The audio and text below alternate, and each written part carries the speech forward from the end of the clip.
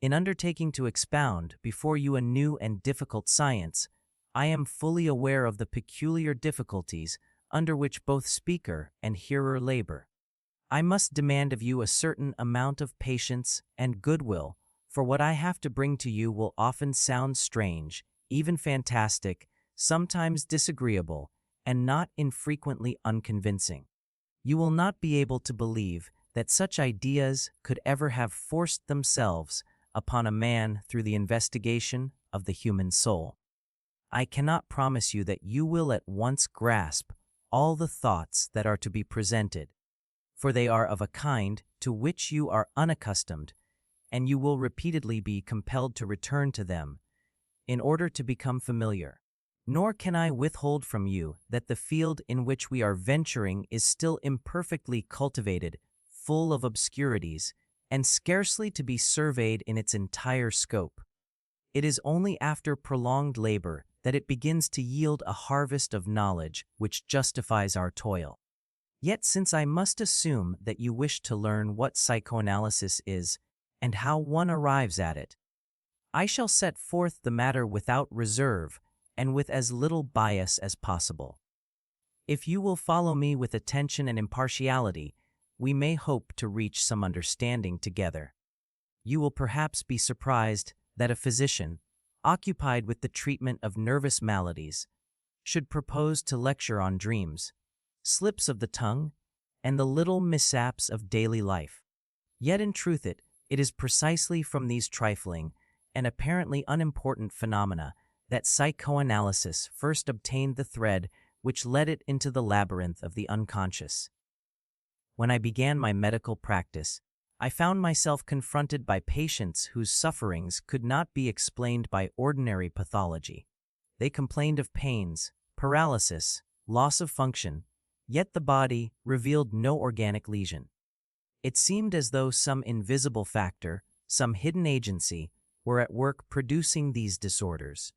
It was in the attempt to understand these nervous diseases that I was compelled to direct my attention to dreams, to forgotten memories, to slips of speech, and to errors which no accident alone could explain. In this way a path was opened to the unconscious life of the soul. Let us begin with dreams, for they were the first object of psychoanalytic investigation. To the ordinary man, a dream appears a meaningless jumble, a nonsense of the night, a fleeting image which vanishes in the morning light. Philosophers and poets have indeed from ancient times attached importance to dreams, attributing to them prophetic power, messages from the gods, revelations of fate. But modern science, dominated by physiology, saw in them only the product of incomplete sleep, the confused play of sensory stimuli, or the echoes of impressions received during the day. Against this contemptuous view, psychoanalysis raised the claim that the dream possesses a sense, that it is a psychic act of the sleeper, motivated like all other acts of the mind, and that its enigma can be solved if one knows how to interpret it. The dream is the royal road to a knowledge of the unconscious. When I invited my patients to tell me their dreams, and when I subjected these to analysis, I discovered that beneath the incoherence there lay a concealed meaning. By following the associations of the dreamer, by allowing him to tell freely whatever came into his mind, one was able to unravel the latent content hidden behind the manifest dream. One found that the dream was a disguised fulfillment of a wish, often a childish and forbidden wish, repressed in waking life. The censorship of consciousness permitted this wish expression to appear only in distorted form through the mechanisms of condensation, displacement, and symbolism. Thus what seemed absurd or senseless proved to be full of significance. Dreams taught us that there exists within the mind a region inaccessible to ordinary consciousness, where repressed wishes continue to live and strive for expression. To penetrate this hidden region is the task of psychoanalysis. Yet it was not only dreams that pointed the way. In everyday life we meet countless small occurrences which we are wont to dismiss as accidents, oversights, or chance. A man intending to say one thing says another. He calls a person by the wrong name. He forgets a word which he knows perfectly well. He mislays an object. He makes a slip in writing. He commits a blunder in action. Such errors we usually regard as trifles without importance. But to the psychoanalyst they reveal the workings of unconscious motives. It is precisely in these insignificant slips that the hidden purposes of the mind betray themselves. I remember a patient who, wishing to say to me, "I meant to come here earlier today," instead said, "I meant to stay away longer." Another, who wished to congratulate a friend on his engagement, instead said, "I condole with you." Such slips of the tongue are rarely due to chance. They disclose hostile feelings, secret wishes, repressed thoughts, which the speaker would gladly conceal from himself and from others. If one takes the trouble to examine the circumstances, one invariably finds that the mistake has a meaning. The unconscious has seized the opportunity to express itself. So, too, with forgetting. We all know how often we forget names. A man wishes to recall a word, but it escapes him though he is certain he knows it. He may remember the first syllable or a similar word, but not the right one. If we analyze such a forgetting, we find it is not without reason. The forgotten name is often connected with something disagreeable, something repressed, which the mind resists bringing to consciousness. The forgetting serves as a defense against this unwelcome association. In one instance, I myself wished to quote to a companion the Italian painter Signorelli, but the name slipped from me. Instead there came to my mind Botticelli and Boltraffio. On investigating, I discovered that on the preceding day I had heard a distressing account of a suicide in Orvieto, connected with thoughts of death and sexuality. The name Signorelli was bound up with this painful complex, and so was repressed. The substitute names, similar in sound, appeared instead. Forgetting is thus not a mere failure of memory, but a manifestation of an unconscious motive. The same holds for the forgetting of resolutions, of appointments, of obligations. A man intends to post a letter, but carries it in his pocket for days.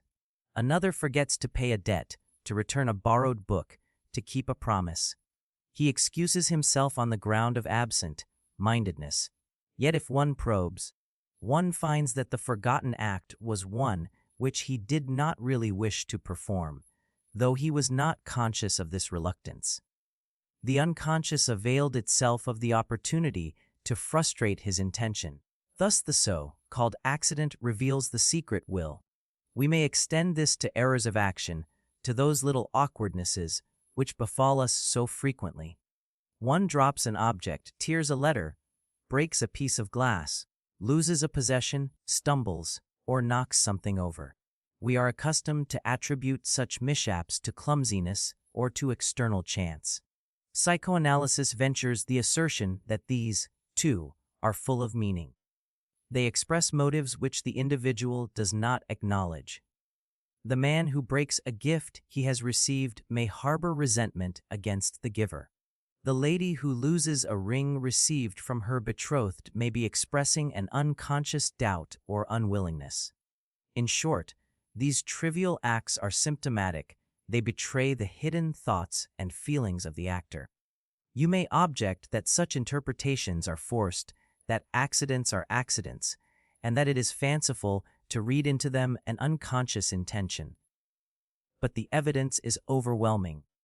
When one observes how consistently these errors fit into the emotional situation, how they repeat themselves in the same connection, one is compelled to admit that the unconscious speaks through them. Indeed, to the experienced analyst, such slips and mistakes become a valuable source of knowledge, a window into the soul. From dreams, from forgetting, from slips of the tongue, and from the mishaps of daily life, psychoanalysis has obtained its first proofs of the existence of the unconscious. These phenomena are small in themselves, yet they point to a great truth. They show us that the life of the mind is not exhausted by what is conscious. Beneath consciousness there lies a realm of thoughts, wishes, and memories, repressed because incompatible with the demands of waking life, yet still active and capable of influencing our behavior. This discovery, which first startled us in the analysis of dreams and errors, became the foundation of the psychoanalytic theory of neurosis. The symptoms of the sick were seen to be akin to the slips and dreams of the healthy. In both, unconscious wishes found distorted expression. Thus, the path which begins with trifles leads us to the depths of mental life. Permit me, then, to recapitulate. When we listen to the slips of the tongue, when we investigate the forgetting of names and intentions, when we analyze the small mishaps of daily existence, we discover that these are not meaningless accidents, but purposeful acts determined by motives unknown to consciousness. They are the revelations of an unconscious activity.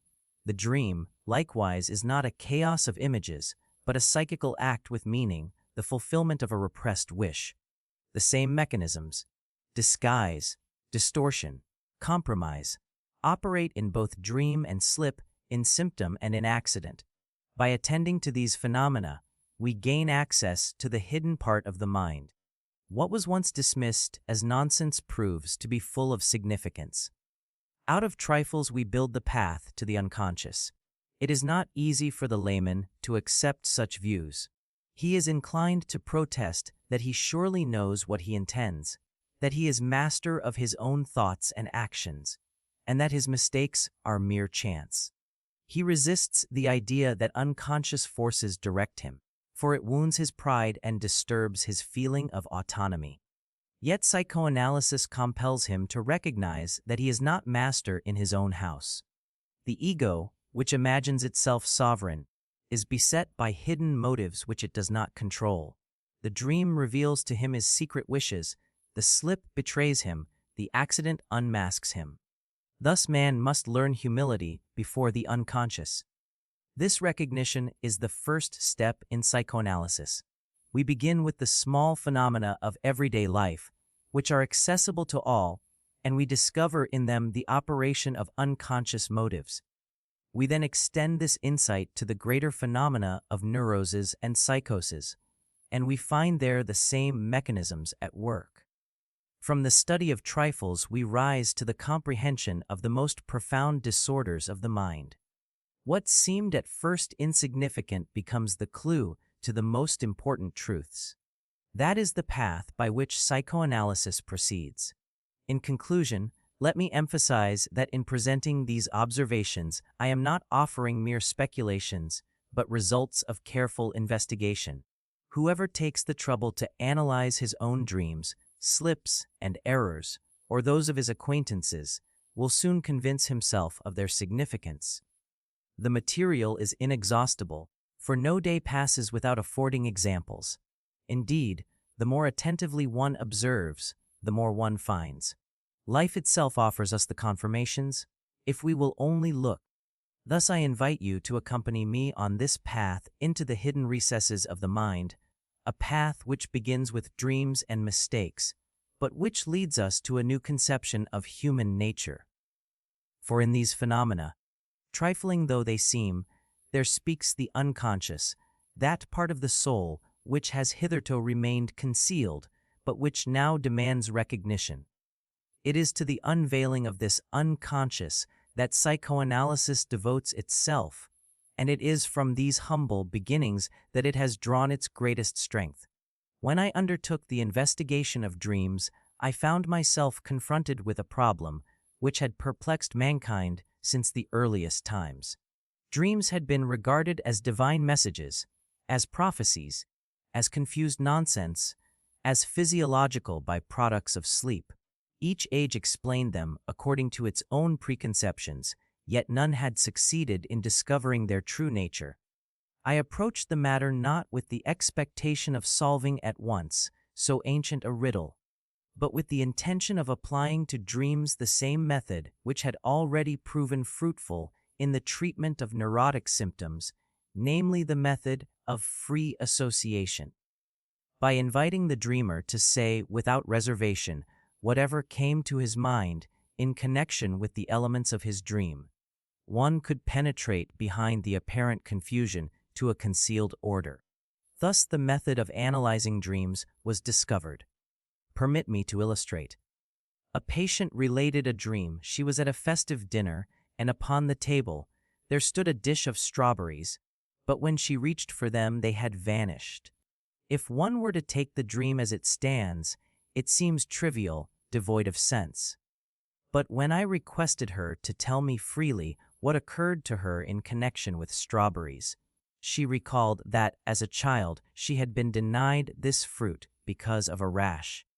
Later, she remembered an incident of the previous day when she had seen strawberries in a shop window, but had refrained from buying them, considering them too expensive. At last she confessed a hidden resentment toward her husband, who refused her small pleasures.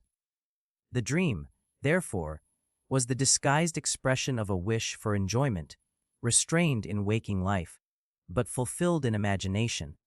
From such examples you will perceive that the manifest dream, the dream as remembered in the morning, is not the true dream thought. It is a distorted substitute, a faade. Behind it lie the latent dream thoughts, which are uncovered by the analysis. The work of interpretation consists in traversing the path from the manifest to the latent content, and here we discover that the latent content almost always represents a wish. The dream is the disguised fulfillment of a wish. This thesis, so simple in form, is the key to dream interpretation. You may object that not all dreams appear to be wish fulfillments. Many dreams are painful, filled with anxiety, disappointment, or horror. But this objection is only apparent. Closer analysis shows that even the anxiety dream conceals a wish which has been transformed into its opposite through repression. The dream of punishment may express the wish for absolution. The dream of death may cloak a hostile wish. The censorship of consciousness does not permit the wish to appear openly. It allows it to emerge only in a distorted and disguised form. Hence the dream is at once the fulfillment of a wish and the product of a distortion. It is here that we encounter the role of the unconscious in dreams. The unconscious is that part of the psyche where repressed wishes and infantile desires continue to live, excluded from consciousness because incompatible with social and moral demands. In waking life, these wishes are held in check, yet during sleep the censorship is relaxed, and the unconscious seizes the opportunity to express itself. But it cannot do so without disguise. The censorship still exercises some power even in sleep, and therefore the unconscious resorts to the mechanisms of dream work in order to smuggle its wishes past the watchful guard. Thus the dream is a compromise formation, in which the unconscious secures a measure of gratification, while the censorship is appeased by distortion. Let us now examine the mechanisms by which the dream work operates. The first is condensation. In the dream, several ideas or persons are condensed into a single image. The manifest element thus stands for a multiplicity of latent thoughts. For example, a man dreams of a figure which combines features of his father and his teacher. The condensation expresses the fact that the two figures are associated in his unconscious as authorities.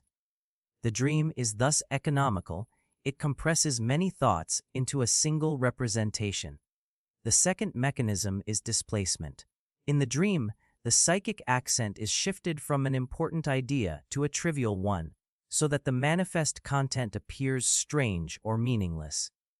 The true significance is hidden behind what seems unimportant.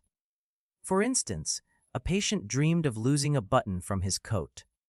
Analysis revealed that the button represented his wife's fidelity, and the trivial mishap displaced a profound anxiety.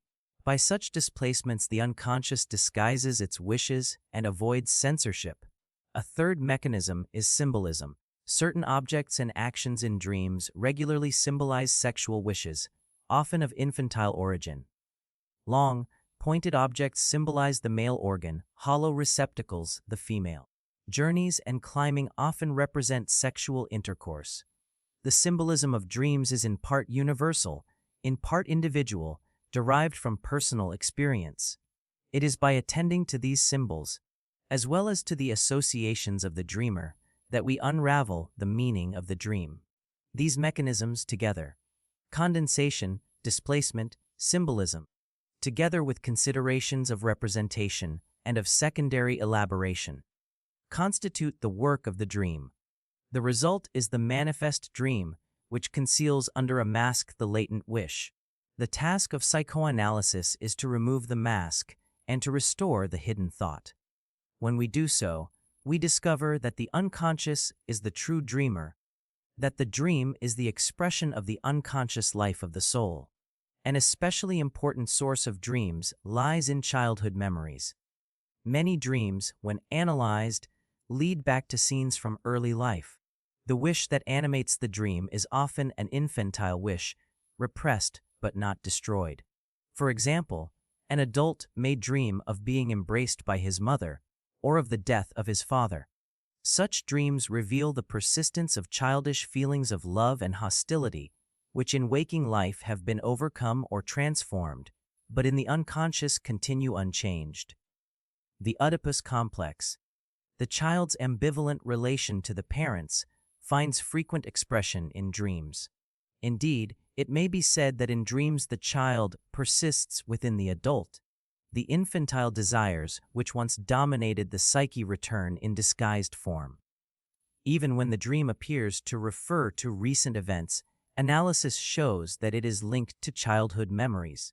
The dream of traveling may represent the wish to return to the parental home. The dream of examination may express the old-school anxiety. Thus, dreams open to us the hidden past. They preserve the traces of our earliest experiences and wishes. You may ask how it is possible that these childish wishes survive into adult life. The answer lies in repression. The desires which were once natural to the child became incompatible with the standards of civilization and morality, and were therefore banished from consciousness. But repression does not annihilate. It merely drives underground. The unconscious retains its infantile wishes, and dreams give them expression. In this sense, the dream is a guardian of sleep, for by fulfilling in fantasy what is denied in reality, it spares us the awakening of conflict.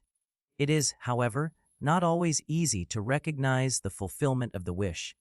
The disguise may be so complete that the dream seems meaningless or absurd.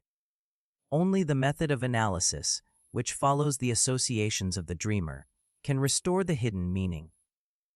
The dreamer himself is often astonished when he discovers the unconscious wish which he had repudiated. He protests, he resists, he declares that such thoughts are foreign to him. Yet repeated experience shows that the analysis is correct, that the dream does indeed reveal what was unconscious. We are, then, compelled to accept the paradox that man's most intimate thoughts and wishes may be unknown to him, yet betray themselves in his dreams. The unconscious is the true psychical reality, and the dream is its disguised expression. What waking reason rejects, the dream admits. Thus, the study of dreams has given us the most convincing evidence of the existence of the unconscious and of its decisive role in mental life. Permit me to emphasize once more the fundamental results of dream interpretation. The dream is a psychical act, motivated and meaningful. It is the disguised fulfillment of a wish, usually of an infantile and repressed nature. The dream work distorts the latent thoughts through condensation, displacement, and symbolism, producing the manifest content. The analysis, by means of free association, restores the latent thoughts, and thus reveals the unconscious wish. Dreams therefore furnish us with the royal road to the knowledge of the unconscious. In the light of these results, the dream is no longer a riddle or a curiosity, but a phenomenon of the highest psychological significance. It demonstrates the persistence of infantile desires, the operation of repression, the activity of the unconscious, and the mechanisms by which mental life compromises between conflicting forces.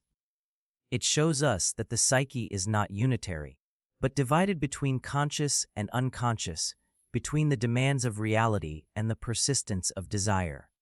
Through dreams we learn that our waking ego is not master in its own house, but that hidden forces, unknown to it, govern its thoughts and actions. The pride of consciousness is humbled, for it must acknowledge that in sleep the unconscious asserts its will. What appears as a meaningless play of images is in truth the drama of the soul. To interpret this drama is to penetrate to the most secret recesses of human nature. The study of dreams thus not only assists in the treatment of neuroses by uncovering the repressed wishes which cause symptoms, but also enlarges our understanding of normal life. For the mechanisms of the dream are the same as those of slips, jokes, and symptoms. They are the universal modes by which the unconscious expresses itself. Dreams therefore stand at the center of psychoanalysis, the first object of its investigation and the clearest proof of its theory. In dreams we recognize our own hidden selves. We discover within us the child that never died, the desires that never ceased, the conflicts that never wholly ended. We behold the compromise between wish and law, between instinct and conscience, and in this recognition we gain a deeper knowledge of human nature, a knowledge which no philosophy or science had before attained. For dreams are not alien to life, they are the continuation of the mental process under altered conditions. He who understands dreams understands the unconscious, and he who understands the unconscious holds the key to the riddles of the mind. Thus I commend to you the study of dreams, not as curiosities, but as the most valuable source of psychological knowledge. In them the unconscious speaks to us in a language of disguise. If we learn to translate this language, we gain access to the hidden truth of our being. That is why I call the dream the royal road to the unconscious, and that is why psychoanalysis has devoted itself with such zeal to its interpretation. When we turn from the study of dreams to the consideration of the sexual life, we enter a domain which is at once the most intimate and the most disputed. No subject is surrounded by greater prejudice, nor one upon which ignorance and misunderstanding are more obstinate. Yet psychoanalysis has compelled us to direct our attention precisely to this sphere, for here lie the roots of many of the problems which confront us. It was in the investigation of neuroses that we first encountered the decisive importance of sexual life. Symptoms which baffled all explanation proved to be the disguised expression of repressed sexual wishes. Thus we were forced to recognize that sexuality, far from being a mere appendage to existence, is one of the most powerful and universal forces in the mind. You may object that to ascribe such significance to sexuality is to degrade human nature, to reduce it to animal instinct.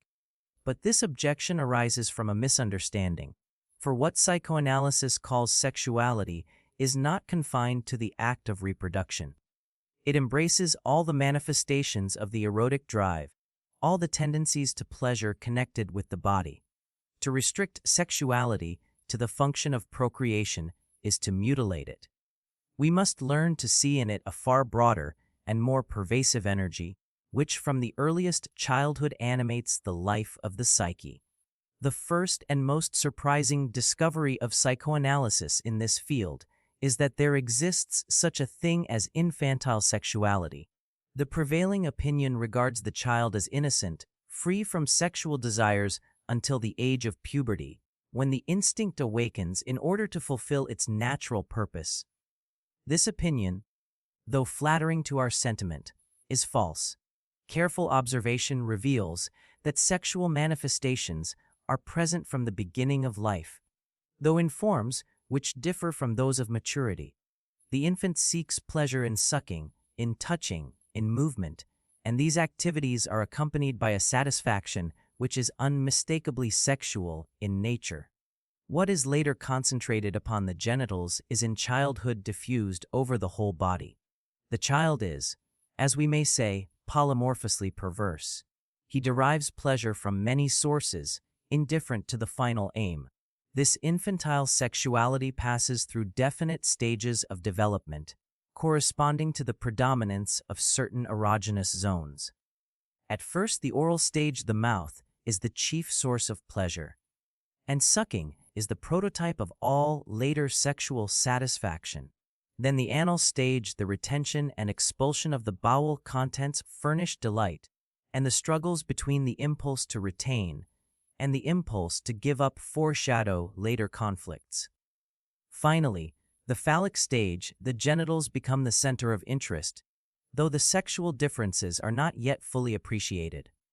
In this period, the child directs his desire and curiosity toward the parents, and it is here that we encounter the complex, which has become the cornerstone of psychoanalysis. The Oedipus complex is the name we give to the constellation of emotions which arise in the phallic stage.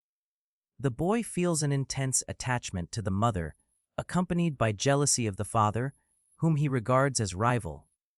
He wishes to possess the mother and to remove the father. At the same time, he feels admiration and fear toward the father, and these conflicting tendencies produce an ambivalence of love and hostility. In the girl, the situation is reversed. Her desire is directed toward the father, and the mother becomes the object of jealousy. Thus, in both sexes, the first passionate love is experienced within the family circle, and it is colored by ambivalent emotions. This discovery, which at first arouses resistance, has been confirmed by innumerable analyses of children and adults. The dramas of antiquity, especially the tragedy of Oedipus, bear witness to the universality of these unconscious wishes. For though the child represses them as he grows, they persist in the unconscious and influence the later relations of love and friendship. The choice of a mate, the jealousies and conflicts of marriage, the attitudes toward authority and society, all are rooted in these earliest family experiences. To understand the Oedipus complex is to understand the prototype of all later emotional life. But how does the child overcome this complex? He cannot fulfill his desires, nor can he persist in open hostility toward the parent. Fear of punishment, the threat of castration, the demand of reality compel him to renounce his wishes. He represses them, thrusts them into the unconscious. In place of the forbidden object, he seeks substitutes. He identifies himself with the parent of the same sex. He transfers his affection to other persons. Thus the complex is resolved, and the foundations of the superego, the moral conscience, are laid. The repression of the Oedipus complex is a decisive event in development. It shapes the character. It determines the destiny of the individual. Repression, however, is never complete. The wishes remain in the unconscious, striving for expression. They find outlet in dreams, in slips, in fantasies, and above all in the symptoms of neurosis. When repression is too severe, when the instinctual energy is too great to be held in check, it breaks through in disguised form. The hysterical paralysis, the obsessional ritual, the anxiety attack, these are the return of the repressed. Thus the neuroses are rooted in the repression of infantile sexual wishes. You see, then, that sexuality is not a matter which begins with puberty, but one which permeates the entire life from the cradle to the grave. The instinct undergoes development. It is modified by repression, sublimated into higher aims, but it never ceases to be the fundamental force of the psyche. Even the highest cultural achievements, art, religion, science, owe their energy to sublimated sexuality. Without the infantile basis, without the Oedipus complex, they would not exist in their present form. Permit me to illustrate with an example. A young woman suffers from compulsive washing. She spends hours each day cleansing her hands, yet she never feels satisfied. Analysis reveals that as a child she had strong erotic interest in her bodily functions. Repression transformed this into disgust and fear of uncleanness. The compulsion to wash is thus the disguised expression of repressed anal eroticism. It is at once a defense and a satisfaction. The symptom vanishes only when the repressed wishes are brought to consciousness and reconciled with the ego. Another case, a man dreams repeatedly of being pursued by an angry figure. He awakens in anxiety. Analysis discloses that the pursuer represents his father, whom in childhood he both loved and hated. The dream expresses the return of repressed Oedipal hostility. Thus, even in adulthood, the complex remains active, though disguised. From such instances you perceive how closely the sexual life of childhood is bound up with later health and illness. The repression of infantile wishes, necessary for civilization, is at the same time the source of conflict and suffering. Psychoanalysis does not demand that repression be abolished, for that is impossible, but that it be moderated, that unconscious wishes be made conscious, and that their energy be directed into socially valuable channels. You will perhaps be shocked by the frankness with which I speak of childhood sexuality. Our culture is inclined to veil this subject, to idealize childhood as pure and innocent. But science cannot permit itself such illusions. The facts are undeniable. Children manifest sexual curiosity, they play sexual games, they experience pleasure in many bodily functions. To deny this is to close our eyes. By recognizing it, we gain insight into the true foundations of the psyche, and we are better able to understand and to help.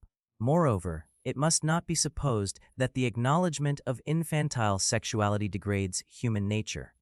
On the contrary, it explains its richness and complexity, for out of the polymorphous impulses of childhood arise not only perversions and neuroses, but also the highest sublimations. The artist who creates beauty, the thinker who pursues truth, the saint who devotes himself to God, all draw their energy from the transformation of infantile erotic wishes. The roots are in the soil of sexuality, but the blossoms reach to heaven. Let me, then, recapitulate. The sexual life does not begin with puberty, but with birth. It passes through oral, anal, and phallic stages, each characterized by its erogenous zone. In the phallic stage arises the Oedipus complex, the child's love for one parent and hostility toward the other. This complex is repressed under the influence of fear and reality, and in its repression the superego is founded. The repressed wishes remain active in the unconscious, finding expression in dreams, symptoms, and sublimations. Neuroses result when repression is excessive and unresolved. Civilization itself rests upon the renunciation and transformation of infantile sexuality. Thus, psychoanalysis has revealed to us the hidden foundations of human life. It has shown that our character, our morality, our culture are built upon the instincts of childhood. It has unmasked the illusions of innocence and disclosed the profound connection between sexuality and all mental phenomena. This knowledge may be disturbing, but it is liberating. For by understanding the origin of our conflicts, we gain the power to master them. By recognizing the role of repression, we may learn to reconcile the demands of instinct and of society. In this lies the therapeutic as well as the scientific value of psychoanalysis. When you contemplate the infant in the cradle, remember that beneath its helpless appearance stir the impulses which will shape its destiny. Within the play of sucking and grasping, of laughter and tears, lie the beginnings of love and hate, of morality and culture. The child is father to the man, not only in body but in soul. To understand the child's sexuality is to understand the adult's character, and in tracing the path from infantile desire to mature sublimation, we follow the most profound story of human life. When we pass from the study of normal phenomena, such as dreams and slips of the tongue, to the consideration of the neuroses, we encounter the very field from which psychoanalysis has drawn its first and most decisive knowledge. It was not speculation, but the effort to cure the sick which compelled us to look into the unconscious. The symptoms of hysterical and neurotic patients presented enigmas that no physiology or anatomy could solve. These disorders were real enough often more disabling than organic disease. Yet they were unaccompanied by visible lesion. It was in the attempt to penetrate their origin that psychoanalysis was born. Hysteria was the first illness to yield its secrets. For centuries, hysteria had been regarded as a malady without true basis, a deception, a play of imagination. The physicians who could not explain its paralysis, its pains, its convulsions, spoke of simulation. But close observation revealed that the patients were not deceivers, they were themselves deceived. A woman who could not move her arm, although the nerves and muscles were intact, suffered as truly as one with organic paralysis. The key to the puzzle lay in the unconscious. The hysterical symptom proved to be the symbolic expression of a repressed idea. The patient had experienced an intolerable thought or memory, which had been thrust out of consciousness, but which returned in disguised form as bodily disturbance. Permit me to illustrate. A young woman nursed her sick father, whom she loved deeply. When he died, she was overwhelmed with grief, but she also harbored an unconscious hostility toward him because of the burden he had imposed. The conflict between love and resentment was unbearable. The hostile impulse was repressed, and soon afterward her hand became paralyzed. Analysis showed that she had once thought, "May that hand with which I tended him be paralyzed." The symptom fulfilled this unconscious wish while concealing it from her awareness. Thus the paralysis was a compromise. It expressed both her love and her hatred. It punished her and spared her. This is the psychoanalytic view of hysteria. The symptom is the return of the repressed, the bodily expression of unconscious conflict. Not only paralysis but pains, coughs, blindness, and convulsions can arise in this manner. In every case the symptom is over-determinate. It satisfies several unconscious tendencies simultaneously. It is at once an expression of desire, of defense, and of punishment. That is why it clings so obstinately and resists cure. The patient is not feigning, she is compelled by unconscious forces. Only by bringing the repressed thought to consciousness, by tracing the symptom back to its origin, can the conflict be resolved and the symptom abolished.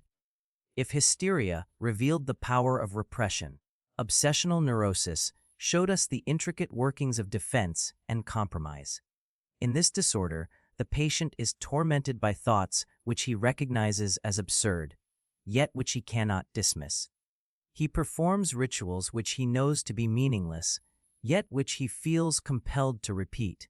A man is haunted by the idea that he may have poisoned someone.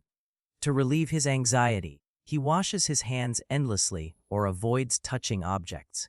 Another fears that he may blaspheme against God, and so repeats prayers with elaborate precision. These compulsions dominate life, consuming hours and exhausting energy. The psychoanalytic explanation is that these obsessions are the disguised expression of repressed wishes, often of sexual or hostile character. The patient struggles against them with all his conscious force, but the repression is incomplete. The wish returns, distorted into an obsession. The compulsion is an attempt to neutralize the wish, to undo it by ritual. But because the unconscious desire remains unresolved, the defense must be repeated endlessly. Obsession is thus a compromise between desire and repression, a symptom of conflict that cannot be laid to rest. One patient of mine suffered from an irresistible compulsion to count every object he saw: windows, stones, steps. This seemed senseless. Analysis revealed that counting was connected with masturbation, a habit of his youth, in which he had associated pleasure with rhythmical repetition. The compulsion was therefore a disguised continuation of the forbidden act, transformed into an apparently harmless ritual. Yet he suffered greatly, for he recognized the futility of his behavior but could not desist. Such is the nature of obsessional neurosis. It enslaves the individual to both his repressed desire and his defensive conscience. Another important form of neurosis is anxiety hysteria, or anxiety neurosis. In this disorder, the patient suffers from paroxysms of intense fear, often accompanied by palpitations, dizziness, trembling, and a sense of impending death. Sometimes the anxiety attaches itself to a particular object, producing phobia, fear of open places, of closed rooms, of animals, of darkness. The sufferer knows his fear to be irrational, yet he cannot master it. He avoids the dreaded situation at all costs, and his life becomes restricted by terror. Psychoanalysis has shown that anxiety is the signal of unconscious conflict. The repressed wish threatens to break into consciousness, and the ego reacts with anxiety, as though facing a danger. The phobia is a displacement. The fear is shifted from the inner impulse to an outer object, which then serves as a symbol. A woman who fears dogs may in fact fear her own sexual impulses. The dog represents them. A man who dreads narrow spaces may be defending against memories of the womb. The anxiety protects the ego by diverting attention from the real source, but it cripples life. Only when the unconscious impulse is uncovered and reconciled can the anxiety subside. Thus, in hysteria, obsession, and anxiety neurosis, we observe the same mechanism: repression of intolerable wishes, return of the repressed in disguised form, and compromise between desire and defense. The symptoms are the language of the unconscious, distorted yet intelligible. If we decipher them, they tell us the story of conflict. If we ignore them, they persist and multiply. Dreams, as we have already seen, are also disguised fulfillments of wishes. Symptoms may be regarded as dreams in waking life. The hysterical paralysis, the compulsive washing, the phobic avoidance, all are symbolic enactments of unconscious wishes, distorted by repression. Just as the dream disguises the wish by condensation and displacement, so does the symptom disguise it by bodily or behavioral expression. In both cases, analysis restores the hidden meaning. The symptom is the dream realized in action. Let me give another example. A patient dreamed of being pursued by a robber. In waking life, she suffered from attacks of choking. Analysis revealed that the robber represented her own sexual wish, which she dreaded as an enemy. The choking was the bodily symptom of the same conflict, a defense against desire. Dream and symptom were two forms of the same unconscious drama. In all these cases, the determining factor is the repression of sexuality.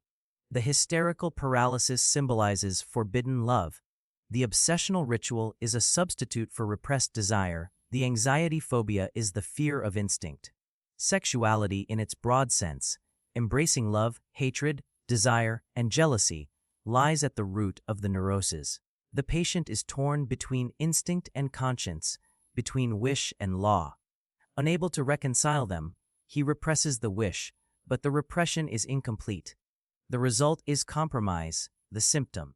This conception explains why neuroses are so widespread.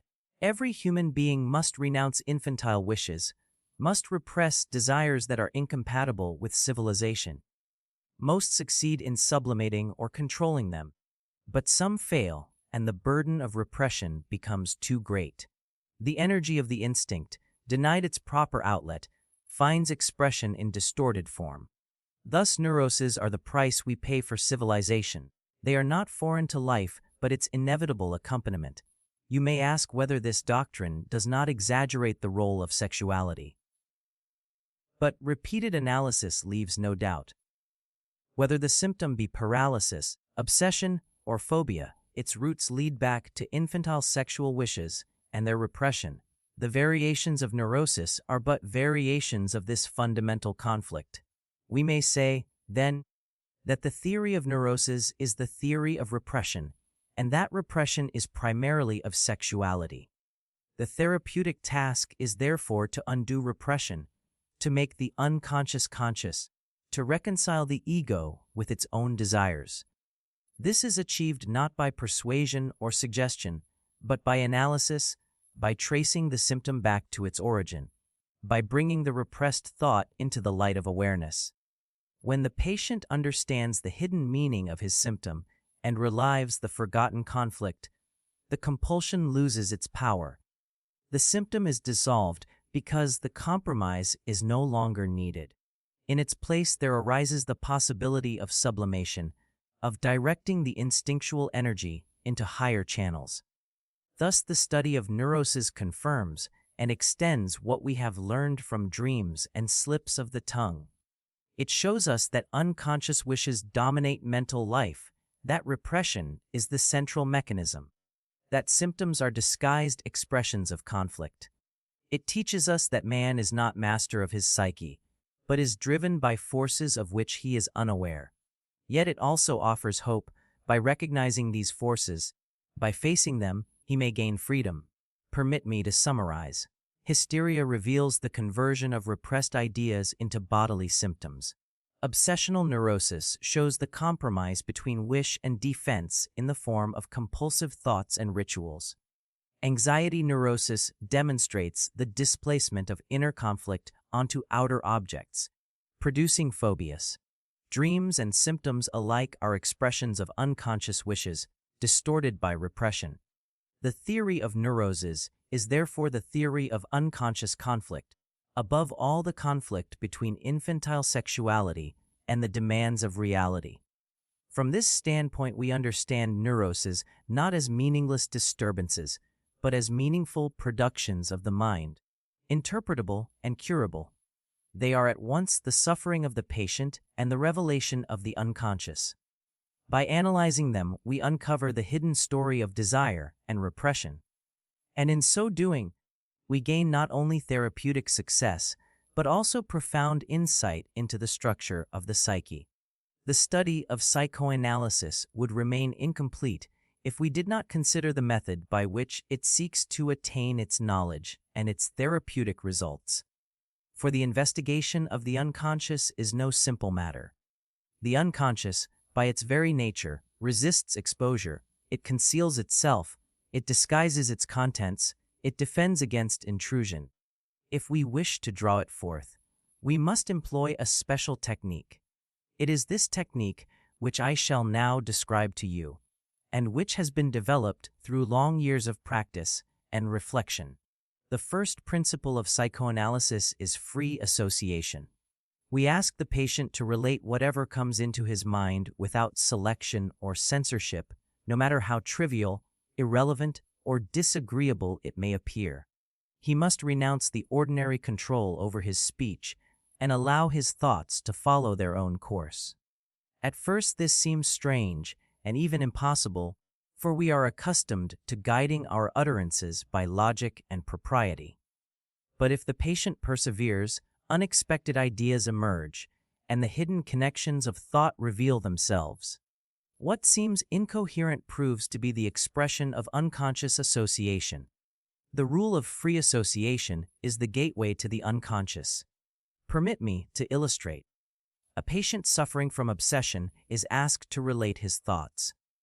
He begins with the memory of a childhood game, then speaks of his mother, then of a recent quarrel, then of a peculiar dream. Each link appears accidental, but analysis shows that they are connected by unconscious motives. The childhood game concealed a forbidden wish. The mother was the object of ambivalent feeling. The quarrel revived old hostility. The dream expressed the repressed desire. Through free association, we follow the chain back to its origin, and the symptom becomes intelligible. Free association, however, encounters resistance. The patient will fall silent, will protest that nothing comes to his mind, or will insist that certain thoughts are unimportant or absurd. These are not mere accidents. They are the signs of repression at work. The resistance of the patient is the resistance of the unconscious itself, struggling to remain hidden. We must therefore attend not only to what the patient says, but to what he avoids saying, to his pauses, to his denials. Resistance is as instructive as association. Alongside resistance arises transference. The patient, in the course of analysis, begins to direct toward the physician feelings which are not justified by the actual situation. He loves, hates, fears, or distrusts the analyst with an intensity out of proportion to reality. This transference is not a new creation. It is the revival of old attitudes toward parents and other important figures of childhood. The unconscious impulses, which cannot be expressed in ordinary life, find outlet in the relationship with the analyst. Thus, the analyst becomes for the patient a substitute for father, mother, or rival. Transference is at once the greatest obstacle and the most powerful tool of analysis. As an obstacle, it distorts the relation between patient and physician, bringing in passion, hostility, or dependence. The patient may resist uncovering his unconscious because he fears losing the love of the analyst, or because he wishes to defy him. But as a tool, transference permits the patient to relive his conflicts in the present under the guidance of analysis. The old dramas of childhood are re-enacted with the physician as partner, and in this way they are brought into consciousness and resolved. Without transference, the past would remain remote. With it, the past becomes alive and accessible. The handling of transference requires tact and firmness. The analyst must neither indulge the patient's passion nor repel it harshly. He must recognize that the love or hatred is not truly directed at him, but is the repetition of earlier emotions. He must interpret transference to the patient, showing him its origin and meaning. In this way, transference, instead of hindering analysis, becomes its principal means. Through the working through of transference, the patient gains freedom from the compulsions of his past. Resistance and transference are inseparable. Wherever repression is strong, resistance arises, and transference furnishes the stage upon which resistance is played. The analyst must be patient, must not force the pace, must await the moment when the unconscious is ready to yield. Analysis is not an act of violence but a process of gradual unfolding. The unconscious, like a shy creature, comes forth only when it feels secure. The relation between analyst and patient is therefore of profound importance. It is unlike any ordinary relationship. The analyst must maintain neutrality, refraining from imposing his own desires or judgments. He must be a mirror in which the patient sees his own unconscious reflected. At the same time, he must be a guide, interpreting the meaning of associations, pointing out resistances, explaining transference.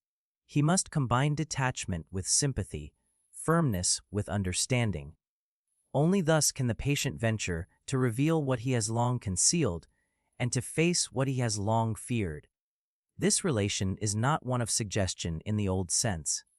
We do not command the patient to abandon his symptoms, nor do we implant new ideas in his mind. Suggestion can indeed produce temporary relief, but it leaves the underlying conflict untouched, and the symptom returns in new form. Analysis, by contrast, seeks to remove the root of the trouble, to bring the unconscious wish into consciousness and to reconcile it with the ego. The cure is not by suggestion, but by understanding. There are limits, however, to what psychoanalysis can achieve. Not every patient is suited to the method. It demands intelligence, honesty, and perseverance. The patient must be able to endure the labor of self-exploration and the pain of confronting repressed desires. Some are too weak, too rigid, or too superficial to submit to the discipline of analysis. Others are so overwhelmed by psychosis that the contact with reality is lost and analysis becomes impossible. The scope of psychoanalysis is great but not unlimited. Even where analysis is applicable, the cure is not immediate. It requires time, often years, for the unconscious to be explored and the conflicts resolved. The patient must relive his past, must work through resistances, must experience transference in all its forms. The process is laborious, but there is no shortcut. To uproot a symptom that has grown from childhood requires patience equal to that with which it was formed. The physician cannot hasten unduly, for the psyche yields only what it can bear, nor can analysis promise perfection. It cannot abolish instinct or reconcile all conflicts. It can liberate the patient from crippling symptoms, can give him freedom to direct his energies toward real life, can replace neurotic misery by ordinary unhappiness. It can teach him to know himself, to accept his desires, to master them rather than be mastered. But it cannot alter the fundamental conditions of human existence, the inevitability of conflict between instinct and civilization, the limitations of our nature. Psychoanalysis is no magic, but a sober method of knowledge and healing. Yet, within these limits, its possibilities are great. It can restore to health those who are incapacitated by neurosis. It can illuminate the obscure workings of the mind. It can enrich our understanding of art, religion, and society. It has opened a new continent of the psyche, revealing depths hitherto unknown. It has shown that we are not masters in our own house, but that by knowing the stranger within we may gain some measure of mastery. The technique of psychoanalysis is therefore both a science and an art. It is a science in its reliance on observation, interpretation, and verification. It is an art in its demand for patience, tact, and human sympathy. The analyst must be both investigator and physician, explorer of the unconscious and healer of the soul. He must know the theory, but he must also possess the gift of listening, of waiting, of understanding. Without this, the method remains sterile. Thus we see that psychoanalysis is not only a doctrine of the unconscious, but a method of bringing it to light and of using that knowledge for cure. Free association opens the path, resistance and transference provide the material. The relation between analyst and patient furnishes the stage, and the patient's courage and honesty supply the force. The limits of analysis remind us of human finitude.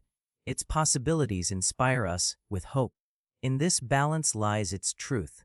When we extend our view beyond the clinic and apply the principles of psychoanalysis to the larger sphere of human life, we discover that the significance of the unconscious is not confined to the sick, but embraces all men and women, in their works and their culture, in their beliefs and institutions.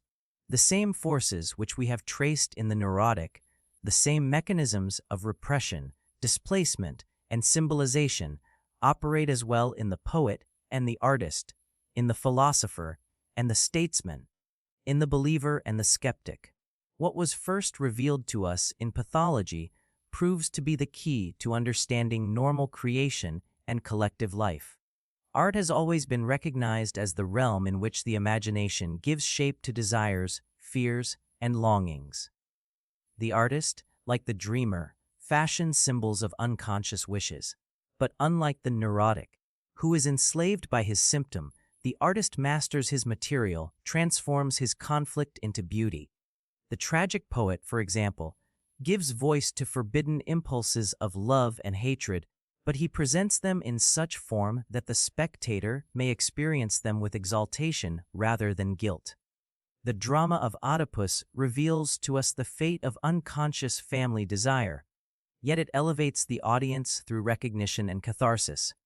Thus art is a sublimation of instinct, a compromise between desire and reality, akin to the dream, but nobler in its effect.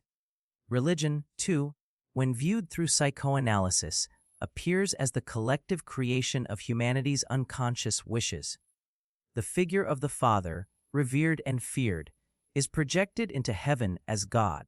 The infantile longing for protection, for justice, for forgiveness, finds fulfillment in belief. The rituals of religion resemble the compulsive acts of neurosis, repeated with scrupulous care to ward off anxiety and guilt. Yet religion has given comfort and cohesion to mankind. It has served civilization by binding individuals together in shared illusion.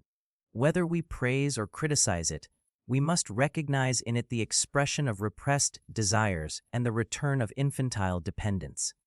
Society itself is built upon the renunciation of instinct. Civilization demands that men curb their sexual and aggressive impulses, that they submit to law and morality. This renunciation is the source of culture, of science and art, but it is also the source of discontent. For instinct does not die, it remains in the unconscious, striving for satisfaction. The individual is therefore perpetually in conflict between the demands of society and the demands of instinct. Neurotic symptoms, Religious beliefs, artistic creations, even social institutions, are compromises in this eternal struggle. Civilization itself rests upon repression. From this perspective, the value of psychoanalysis is twofold. In the practical sphere, it offers relief to the suffering neurotic by tracing his symptoms to their origin and reconciling his divided psyche. In the theoretical sphere, it illuminates the hidden foundations of human activity. It shows us the unconscious motives which inspire art, religion, morality, and society. It gives us a deeper knowledge of human nature, though not always a flattering one. For it teaches us that man is not the rational being he pretends to be, but a creature driven by infantile desires and primitive impulses, which he disguises under the cloak of culture. This doctrine has naturally encountered resistance and criticism. Many reject psychoanalysis because it reveals what they would rather conceal. They accuse it of reducing the noblest creations of mankind to mere sexuality, of denying free will, of degrading the human spirit. They forget that to explain is not to debase. The rainbow is not less beautiful because we know it to be the refraction of light. The cathedral is not less impressive because we understand the forces of labor and devotion that built it. To show that art and religion spring from unconscious desire does not rob them of their value. It only discloses their human origin. Others object that psychoanalysis is too bold in its assertions, too dependent upon interpretation. But the consistency of its findings, the agreement of independent analysts, the therapeutic success which accompanies its practice, attest to its truth. The unconscious is not a speculation but a fact, demonstrated daily in dreams, in symptoms, in slips of the tongue, and in the material of analysis. The critic who denies the unconscious resembles the astronomer who would deny the existence of stars because they are visible only at night. Of course, psychoanalysis is not infallible. It is a young science, still developing its methods and concepts. It cannot solve all problems of the psyche, nor can it predict every individual destiny. It is open to revision and enrichment from new discoveries. But its central insight, that unconscious processes determine much of our thought and action, will not be overthrown. This insight has altered our view of man as profoundly as the discoveries of Copernicus and Darwin. Copernicus taught us that the Earth is not the center of the universe. Darwin taught us that man is descended from the animal. Psychoanalysis teaches us that the ego is not master of its own house, but is dependent upon the dark forces of the unconscious. What then are the concluding insights to be drawn from our journey? First, that the psyche is not a unity but a divided field, in which conscious and unconscious struggle for mastery. Second, that repression is the mechanism by which intolerable wishes are excluded from consciousness, but that repression never succeeds fully. The repressed returns in dreams, in symptoms, in slips, and in culture. Third, that sexuality in the broad sense is the core of the unconscious, the source of both neurosis and sublimation.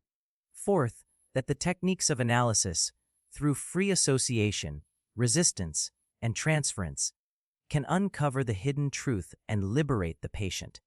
And finally, that human nature is not to be understood by reason alone, but by recognizing the irrational, the infantile, the instinctual within us. This knowledge is not easy to accept.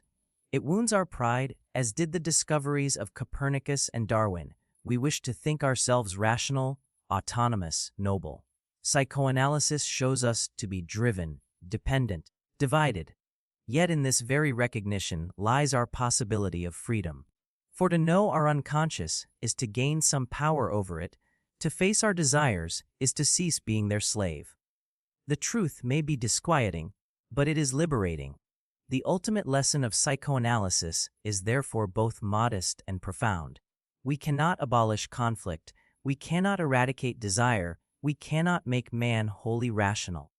But we can bring into consciousness what was hidden. We can replace neurotic misery by common unhappiness. We can transform blind compulsion into deliberate choice. We can learn to live with our instincts, to sublimate them, to direct them into love, work, and creation. Psychoanalysis does not promise paradise, it offers honesty. It teaches us to see ourselves as we are, and in that knowledge to find dignity. Thus we conclude our introduction to psychoanalysis. We have traced its path from dreams and errors to the neuroses, from technique to culture, from the sick room to the destiny of civilization. Everywhere we have found the same principle, the unconscious, active, persistent, shaping our lives. Whether we fear it, resist it, or explore it, the unconscious remains our constant companion. To ignore it is blindness, to recognize it is wisdom. Psychoanalysis, in uncovering the unconscious, has given us a new vision of man, at once humbling and enlightening. It has shown us that we are not lords of creation, but children of desire, not rulers of our psyche, but servants of instinct. Yet it has also given us the means to understand, to reconcile, and to endure. And that, perhaps, is the highest value of this science.